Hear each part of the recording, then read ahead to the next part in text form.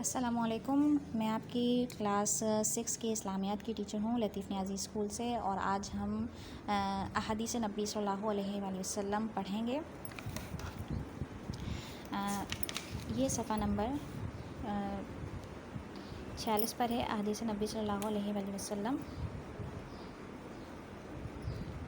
حدیث نمبر 6، خیرکم من تعلم القرآن وعلمہ۔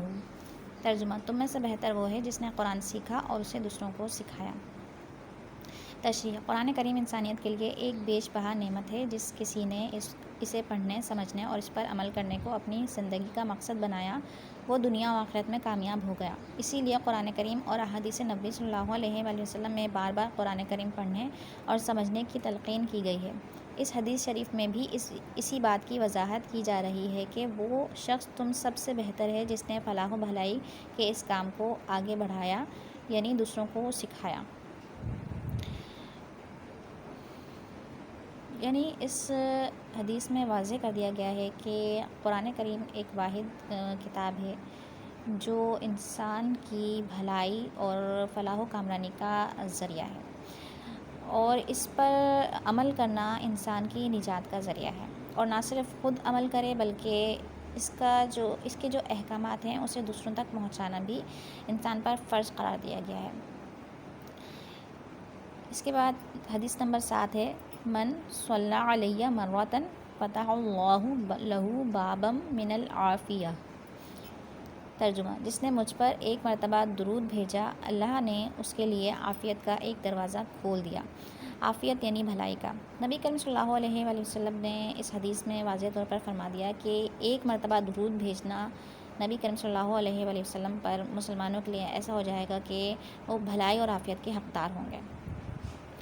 اور واقعی درود پاک ایک ایسا وظیفہ ہے جو انسان کو راحت و سکون دیتا ہے پریشانیوں میں، مصیبتوں میں، آفتوں میں۔ اور اس کے علاوہ انسان کی جو روح ہے وہ اگر پراگندہ ہو جائے، میلی ہو جائے، آلودہ ہو جائے گناہوں سے، تو درود پاک ایک ایسا وظیفہ ہے جو انسان کی روح کو پاکیزہ کرتی ہے۔ اس کی تشریح جان لیتے ہیں۔ مسلمانوں کو درود شریف پڑھنے پر بطور انعام یہ فرمایا جا رہا ہے کہ ایک مرتبہ درود پڑھنا ہر طرح کی مصیبتوں، پریشانیوں اور آفتوں سے محفوظ کر دیتا ہے۔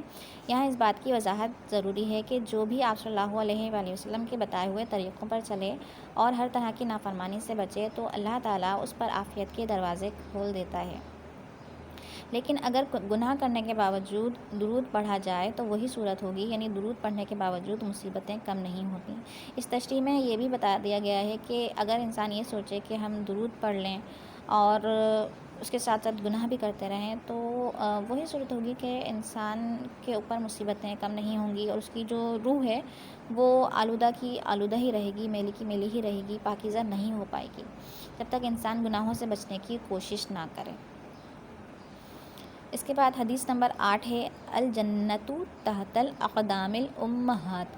ترجمہ: جنت ماں کے قدموں کے نیچے ہے۔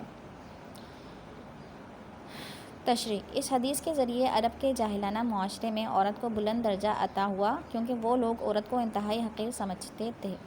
آپ صلی اللہ علیہ وآلہ وسلم نے فرمایا کہ اگر کوئی مسلمان جنت میں جانا چاہتا ہے تو اسے چاہیے کہ تمام احکامات کو ماننے کے ساتھ ساتھ ماں کی خدمت گزاری اور عزت و توقیر کو اپنا شعار بنا لے، کیونکہ ماں وہ ہستی ہے جو بغیر کسی صلے کے اتنی تکالیف اٹھا کر اپنے بچے کی پرورش کرتی ہے۔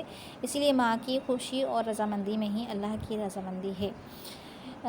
اس حدیث میں واضح طور پر نبی کریم صلی اللہ علیہ وآلہ وسلم نے فرمایا ہے کہ جنت ماں کے قدموں کے نیچے ہے، یعنی ماں ایک عظیم ہستی ہے، اور جنت جیسا مقام انسان کو تبھی حاصل ہو سکتا ہے جب وہ ماں کی فرما برداری کرے، اس کی خدمت گزاری کرے۔ ماں سے بڑھ کر اس دنیا میں کوئی رشتہ نہیں ہے۔ اللہ تعالیٰ نے بھی اپنی محبت کی مثال ماں کی محبت سے ہی دی ہے، اور اللہ تعالیٰ نے اس حدیث کے ذریعے نبی کریم صلی اللہ علیہ وآلہ وسلم نے اس حدیث کے ذریعے یہ واضح کر دیا ہے کہ اگر انسان دنیا و آخرت کی فلاح چاہتا ہے تو اپنی ماں کی رضامندی حاصل کرے۔